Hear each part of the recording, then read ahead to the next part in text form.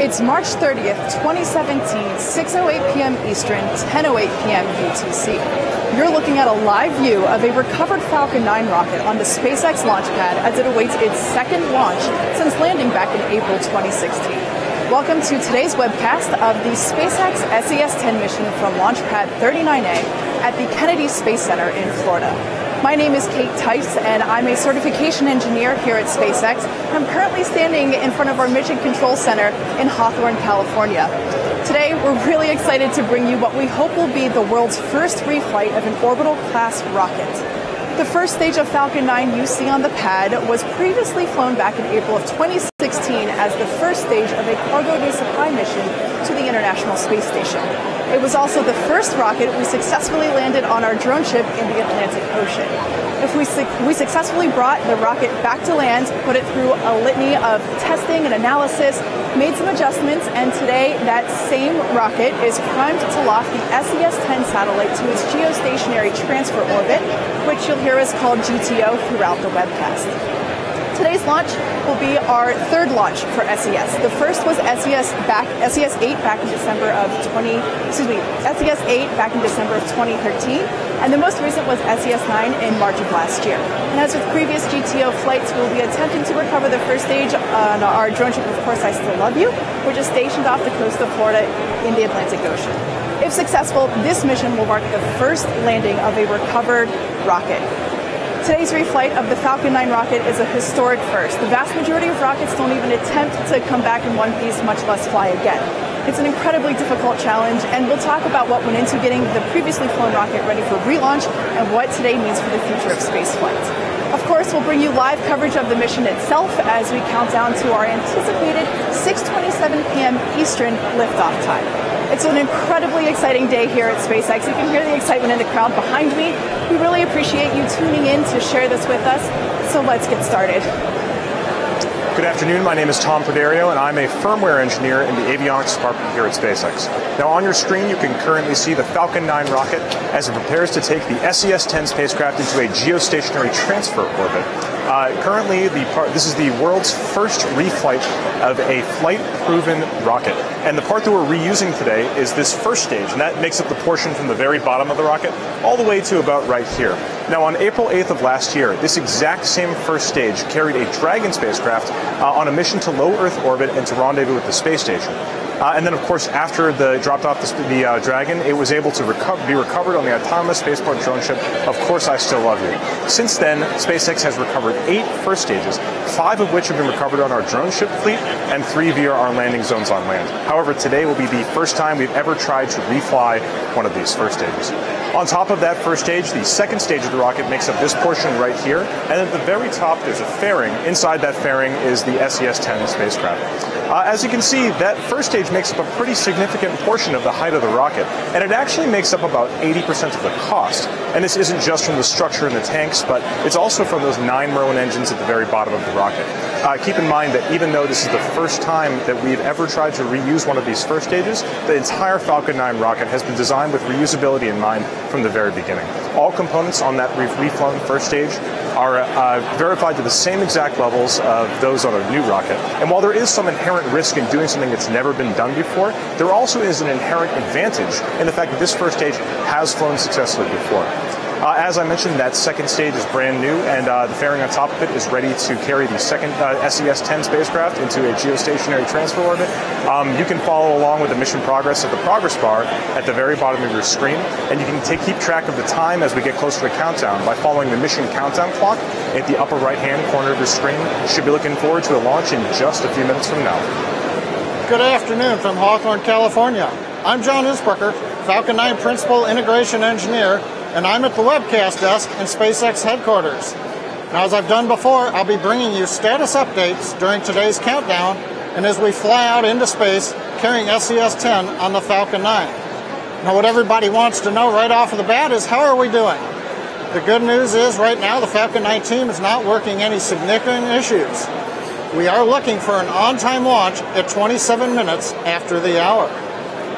Now, the SpaceX team has put in a lot of hard work, especially in this case where we put in extra reviews for today's first ever reflight of an entire Orbital class rocket.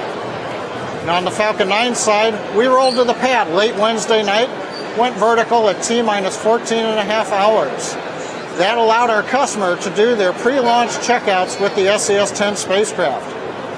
As is typical with the launches from 39A at Kennedy Space Center, we began loading propellant at T-minus 70 minutes. Now we've currently got RP-1 kerosene fuel loaded on the second stage, and we've essentially completed it on the first stage. There's a little bit of topping off left to go, but we'll finish that up in the last minutes of the count. Liquid oxygen loading is going on to both stages right now. We're actually in a pause period up until T-minus 10 minutes while we load the last bit of high-pressure helium gas into storage vessels on both the first stage and the second stage. Now on the spacecraft side, the SES team has transferred to internal power. They're doing their last checks, making sure everything is go for launch. They're working no issues also right now. On the range side, they're ready to support. The airspace and the ocean area around the launch site are clear, ready to support launch. And weather, we're watching the ground winds, but currently at T-minus 12 minutes and 8 seconds, everything is go. Falcon 9 is just a few minutes away from launching SES-10, which is the 11th telecommunications satellite in the SES family, and the third SES satellite that SpaceX will put into orbit. SES-10 will replace existing satellites AMC-3 and AMC-4 to provide enhanced coverage and significant capacity expansion over Latin America. Specifically, SES-10 will provide coverage over Mexico, serve the Spanish-speaking South America in one single beam, and cover Brazil as well. We'll be delivering SES-10 to geostationary transfer orbit, which is a place in space that's roughly 36,000 kilometers away from Earth. Following delivery to GTO, SES will use its own onboard thrusters to adjust its position and transfer from GTO to its final geostationary orbit, also known as GEO. Geostationary orbit is up so high that the satellite actually orbits planet Earth at the same speed that the planet rotates. So that makes the satellite appear as though it's a fixed point in the sky. The SES-10 satellite was built by Airbus Defence and Space, which is a division of Airbus Group and its headquarters in Toulouse, France.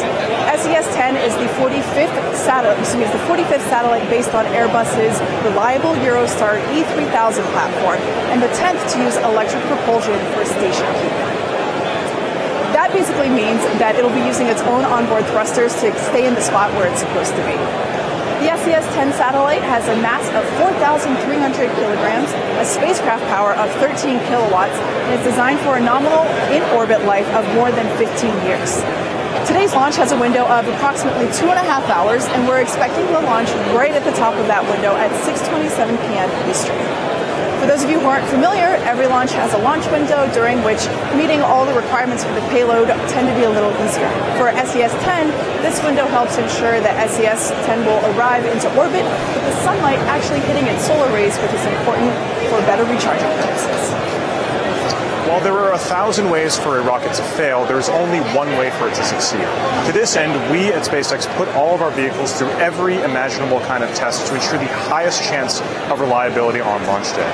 Typically, the two types of failure modes that we get are separated into two different types of classes. The first class is one that's related to manufacturing errors or defects, and then the second class is one that's related more to material fatigue and wear out. To mitigate that first type, we perform a litany of tests to make sure that those first stages and second stages are 100% reliable and to weed out as many of those manufacturing defects as we can. However, the greatest mitigating factor is the fact that a rocket has already flown before.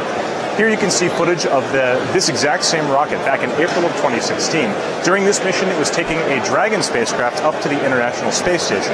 And as you know, after it was finished with that mission, it came back down and was recovered on our autonomous spaceport drone ship, Of Course I Still Love You. Now, as far as tests go, we try to keep our tests as flight-like as possible. And there really is nothing more flight-like than a true flight itself.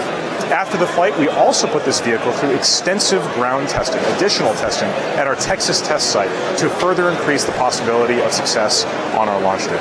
Now, recovering this vehicle allows us to also mitigate the second type of failures, those fatigue and wear-out failures, by allowing us to open up the rocket, and we can inspect components, make sure that all of our models are correct, make sure that certain components aren't wearing out any faster than we expect, and if they are, we can use those to improve the design and make changes in the next generation of the rocket. Now, with all this in mind, all spaceflight is extremely challenging, and this launch will be no less challenging because it's the first time we've tried to refly one of these recovered boosters. However, if you've been following SpaceX, you know that full and rapid reusability is our mantra. To this end, we got in touch with our president, Gwen Shotwell, and asked her a few questions about just why reusable spaceflight is so important to the future of humanity. So this mission with this pre-flown booster for SES-10 is the fundamental key demonstration that our technology is capable of reflight. First of all, it's an absolutely historic activity that we're about to go do. No one has ever done this before. Given the goals of SpaceX are to provide space transportation to allow people to move to other planets. We're not one-way trip to Mars people. We want to make sure that whoever we take can come back. And from that perspective, you need to have a reusable system. We want to provide a full transportation system, and that doesn't mean one way, that means two ways. This vehicle that we're about ready to fly here, we recovered it last year, and we spent about 4 months to bring that vehicle to the place where we were comfortable launching it here today. That's reusable, but we're really looking for true operational reusability, like an aircraft. An aircraft lands, goes to the gate, passengers go off, passengers come on, you refuel, and then you fly again. And so what we're looking to do is exactly that. We land and relaunch on the same day. Critically, you have to design the first stage to take the number of pressure cycles that it will see in multiple launches. The final vehicle design spin that we're doing on Falcon 9 that we'll be flying later this year, that should be capable of up to 10 or even more. This is the task at hand. It's a problem to solve, and that's what engineers do. They take a problem that's hard to solve, and they go solve it, and ultimately make it operational, which is really what we're going to see here today.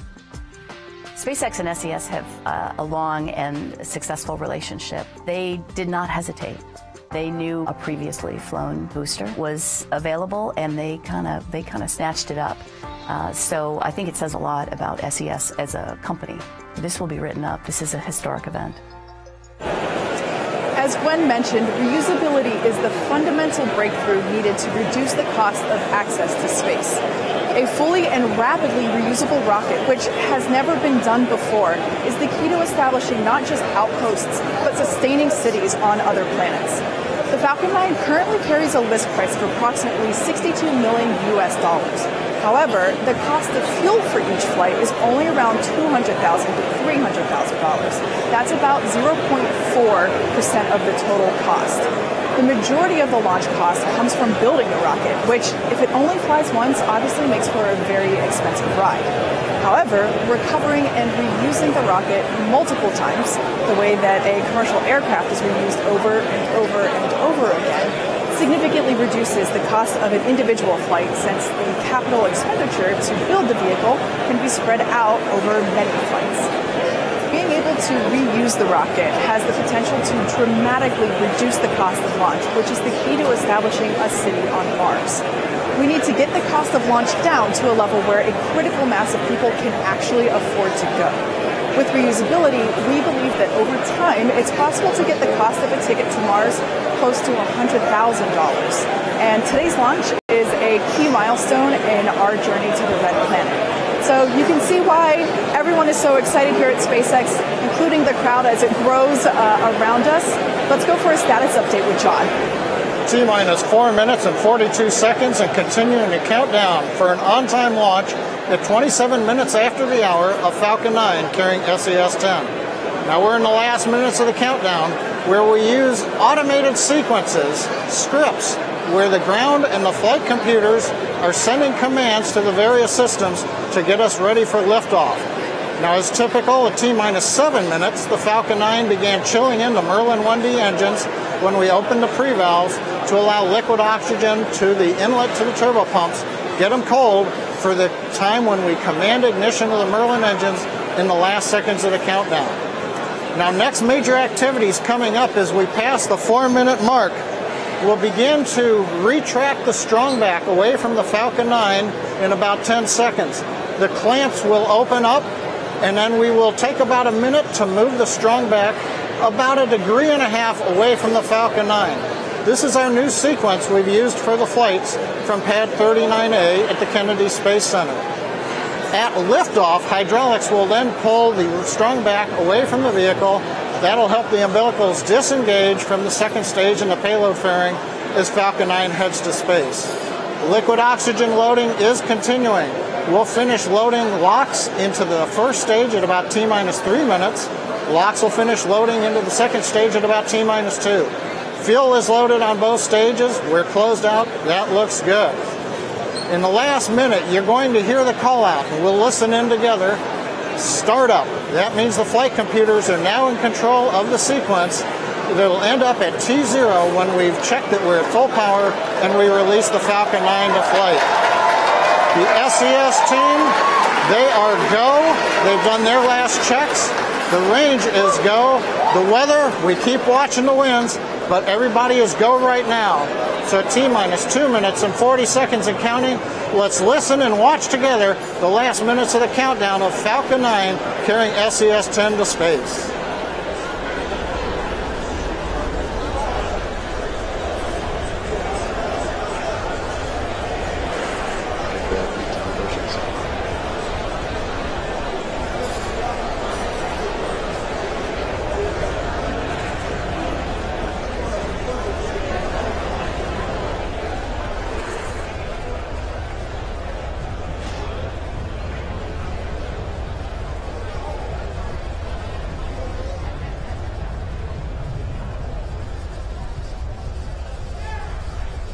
Stage 2 lock secured. Falcon 9's on internal power.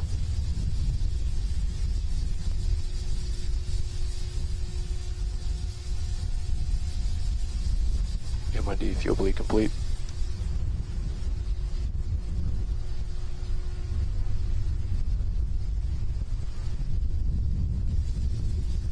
Vehicles in self-align.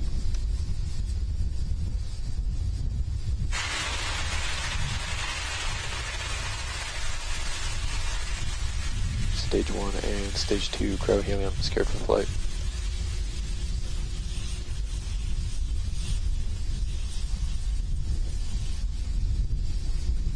FTS announced AFTS is ready for launch.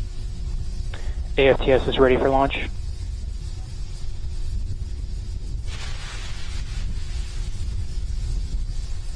DC verify F9 is in startup. Falcon 9's in startup.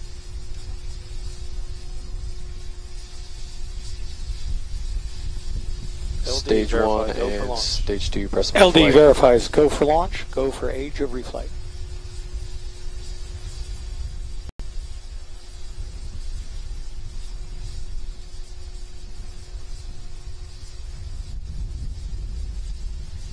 T-minus 30.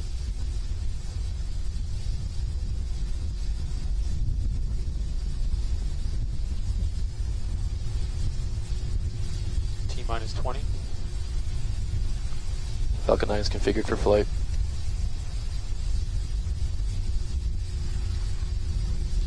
T-minus 10, 9, 8, 7, 6, 5, 4, 3, 2, 1. Liftoff of Falcon 9, the world's first reflight of Orbital class rocket. Falcon 9 is near the tower.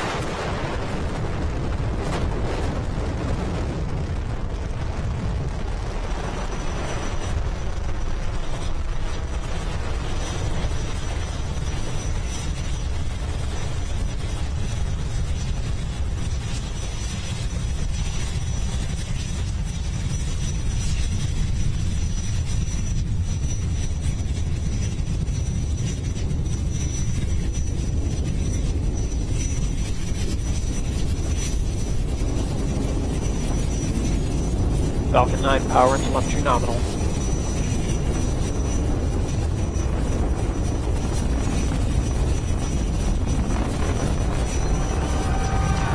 Coming up on T+1 minute into flight, a lot of cheering here in Hawthorne. We're throttling the engines down as we get ready for maximum dynamic pressure on the vehicle.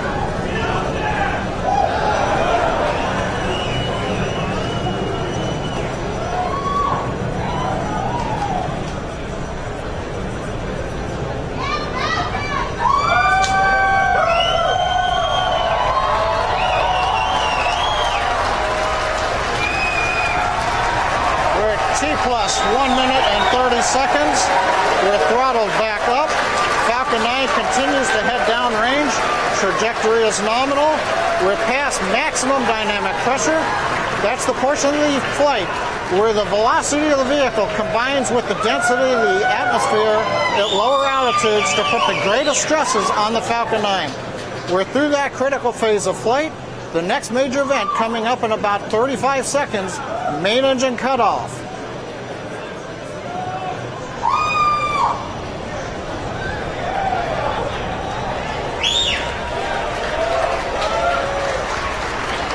Coming up in about 20 seconds, we'll shut down the 9 Merlin engines, separate the first stage, and light the upper stage.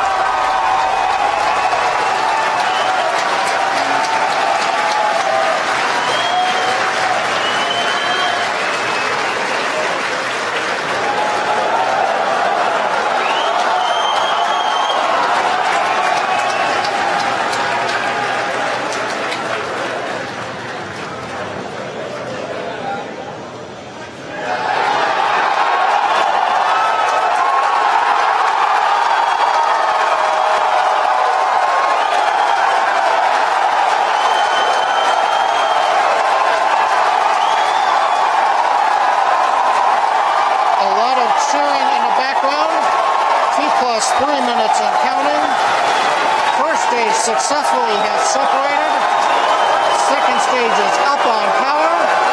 Trajectory looks nominal. All systems continue to be go.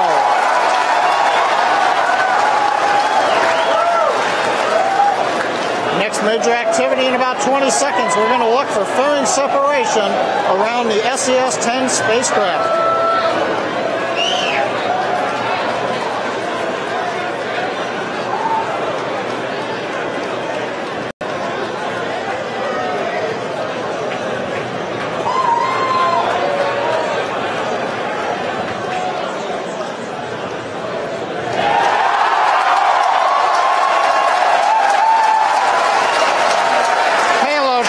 Successfully separated. The MVAC engine continues to power the upper stage into the low Earth parking orbit. Engine looks good, the trajectory looks good. We're at T plus 4 minutes and the flight continues to be go. So what we've had so far is a successful launch of Falcon 9 carrying SES-10. First stage has separated from second stage. That's what you see on the left-hand side of your screen. That's the first stage. Coming back down once again. This is the second time we've launched it. This is the second time we're attempting to land it on our drone ship. Of course, I Still Love You, which is in the Atlantic Ocean. While that first stage is coming back down, that second stage is going to continue thrusting for a few minutes, carrying the SES-10 spacecraft into geostationary transfer orbit. But coming up, we're going to be tracking the first stage as it approaches our drone ship. Of course, I Still Love You. Yes. Now, we're going to have 2 events called out pretty quickly. We'll try to narrate those as they're notified to us. We will have the landing as well as the engine coast, the cutoff, or excuse me, the engine shutdown. So we're going to try and narrate that for you as much as we can. We also might lose the video feed of the first stage as it re-lands on the drone ship, as we have seen happen before. You can see that first stage coasting back right now. Sometimes we do 3 burn maneuvers, doing a boost back burn and then a re-entry burn and a landing burn. Today, we're just doing a re-entry burn and a landing burn. So what we're doing is we're catching that first stage with the drone ship as it makes its way out on a parabolic trajectory over the Atlantic Ocean. Exactly. Now, since planet Earth is a sphere, as the rocket descends onto the drone ship, we lose the horizon. As it goes under the horizon line, the ground stations may lose the communication feed with the drone ship. So we're going to hopefully bring you live footage. We see what you see, and hopefully we'll all see a successful landing once again all together. We do have cameras on the deck of course, I Still Love You, but they're on a satellite link. So again, those vibrations from that first stage coming down may jostle the satellite link, so we can't get all the video all the way down. Just be prepared for it. But right now, we are still tracking that SES spacecraft and the second stage. Looks like everything is going well so far. Yeah, primary mission is SES-10, and it's looking great thus far. So let's go up to John I for a status update. T plus 6 minutes, 13 seconds into flight. All goes well. We're going to listen for the start of the entry burn coming up in just a few seconds.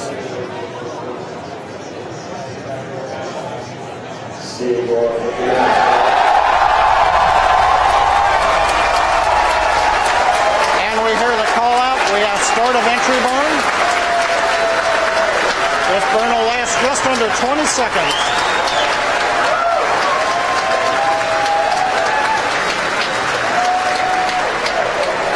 And shutdown. Entry burn, looks like we've got a good burn. The first stage on its way back to the drone ship in the Atlantic Ocean, slowing down as it heads for the atmosphere. Second stage continues to be on target. Propulsion looks good. Everything continues to be go. It's 7 minutes and 5 seconds into flight. So we're going to go back down to the floor as we get ready for the landing of the first stage in the orbit of the second stage. As you just heard and saw, the first stage's re-entry burn has just completed. Looks like the video isn't moving right now. Like we said, we're going to have some difficulty getting video as it makes its way down underneath the horizon from our ground stations. But coming up very soon is going to be that landing burn. That's the final burn that happens just a few hundred feet off the deck of our drone ship. Of course, I Still Love You. Yeah. Now, that drone ship you see on the right-hand side of your screen, that is live footage. And like we said, it's out in the Atlantic Ocean. So we're going to try and maintain that steady feed as the rocket descends, which is just in a couple of seconds here. Like I said before, literally just 4 or 5 seconds after we have stage landing, we should have indication as to the second engine cutoff, meaning that the second stage with SES-10 is in good orbit. But right now, we're just watching our screen here, waiting to see the...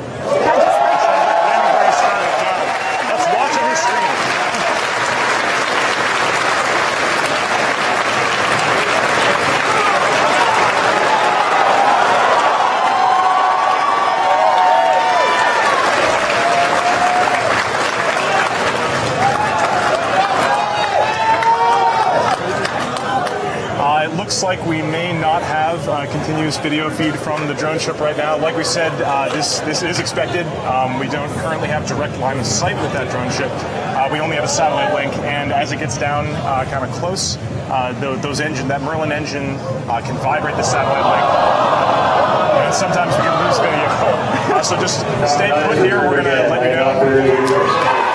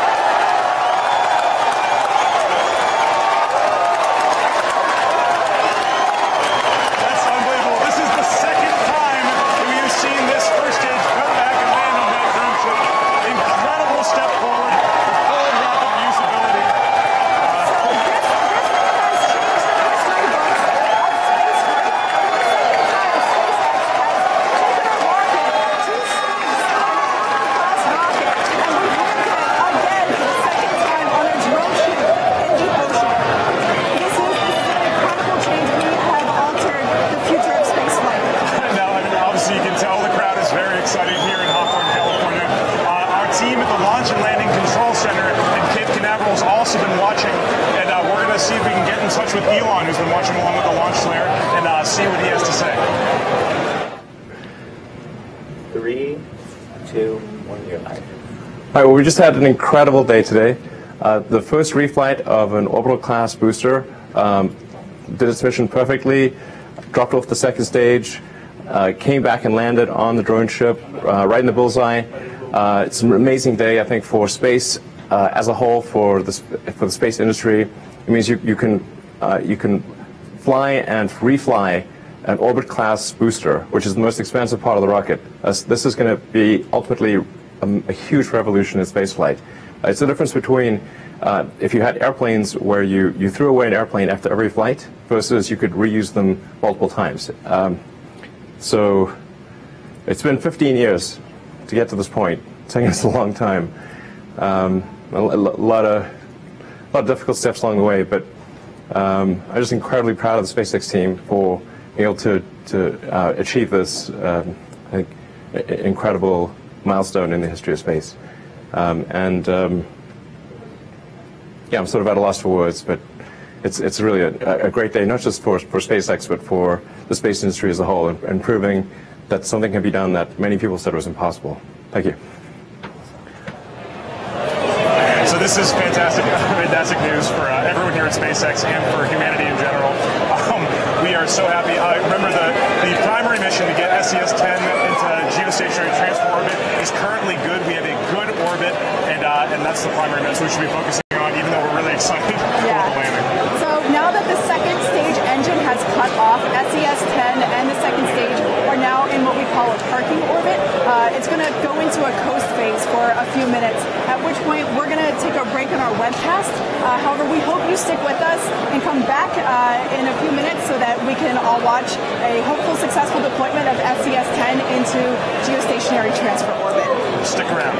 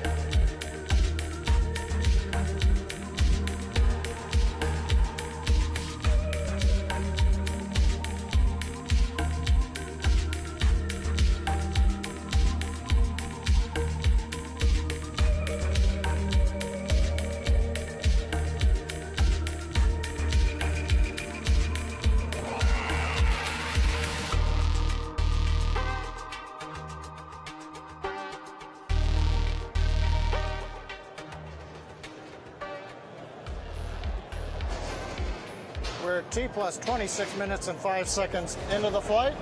Everything continues to go well with Falcon 9. Second stage is passing over the equator on the west coast of Africa. We're about to relight the upper stage engine to put SES-10 into the geotransfer orbit. Let's listen into the countdown now.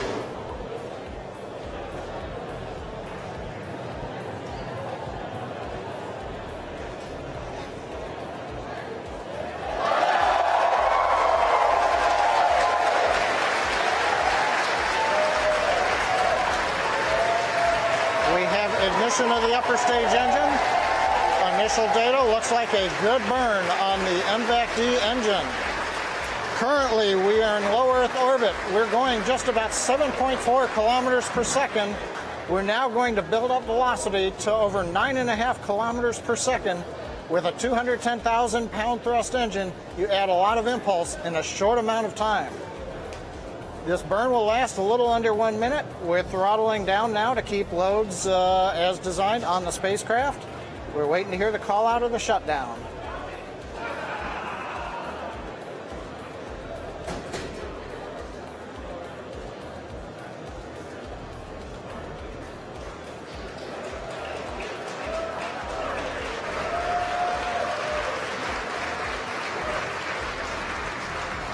We've got shutdown on the upper stage engine. Duration looks about as planned. We're waiting to hear a call out now on how the final transfer orbit looks.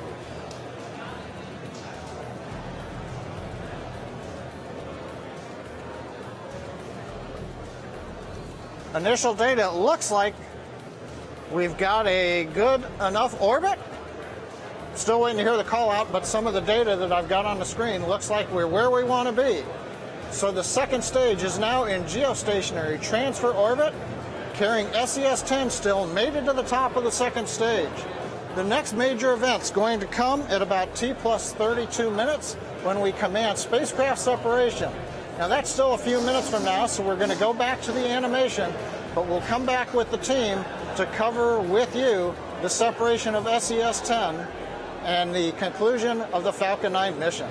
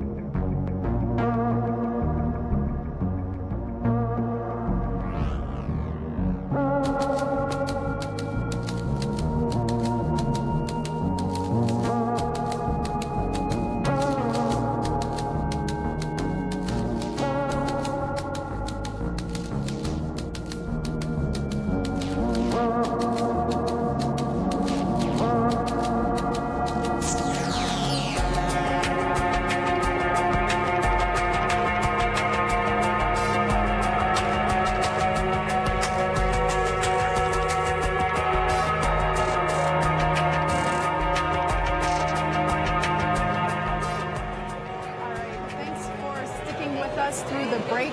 Just a quick recap. We had a successful launch of Falcon 9. This rocket flew today for the second time. It's separated from the second stage, which is what we're looking at right now. So that's actually the payload. That's SES-10. We're carrying it to geostationary transfer orbit. Falcon 9 returned to our drone ship.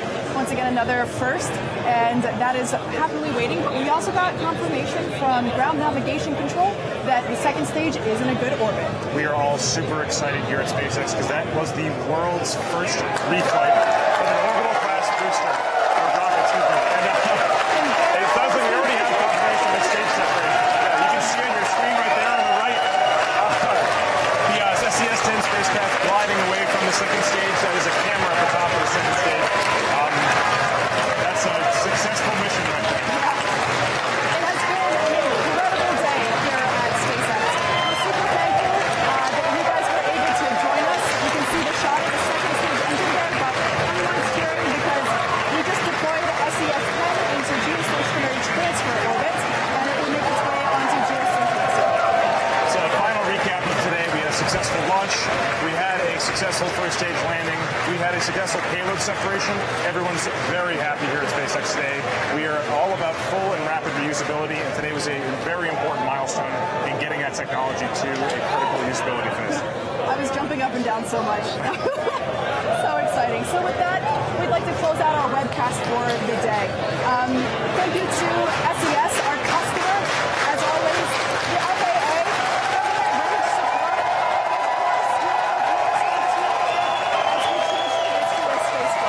You can hear the excitement in the air here right now. Make sure to check out our social media pages, Facebook, Instagram, and Twitter, and of course, SpaceX.com, where hopefully we'll be posting some fantastic, high-quality videos of that amazing second landing of the first stage.